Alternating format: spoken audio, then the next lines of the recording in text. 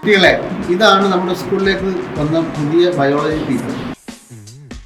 ഇദ്ദേഹം നല്ലൊരു ഗായകനും കൂടിയാണ്. സാറിന് ക്ലാസ് എടുത്തോളൂ. എല്ലാവരും വന്നിട്ടുണ്ടോ? ഇന്ന് നമ്മൾ ആമാശയത്തെ പറ്റി പഠിക്കാൻ പോകുന്നത്.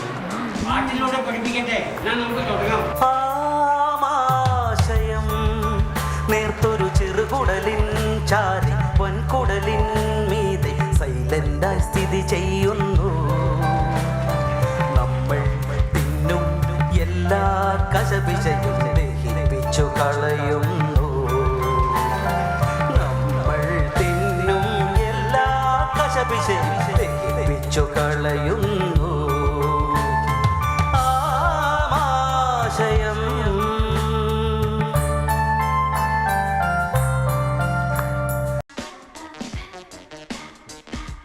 മോന്റെ പേരെന്താ? ശരി, ഇരുന്നോളൂ.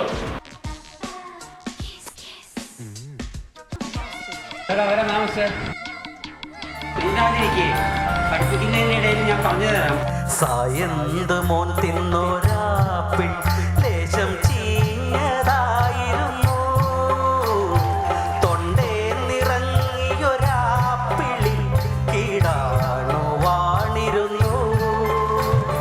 സായന്ത് മോൻ തിന്നൊരാപ്പിൾ ലേശം ചീഞ്ഞതായിരുന്നു.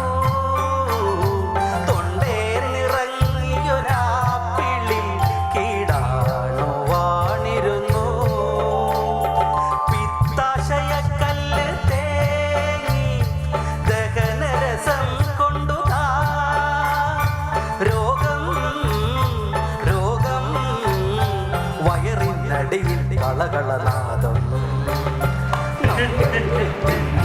എല്ലാ കശപിശയും ദഹിപ്പിച്ചു കളയുന്നു.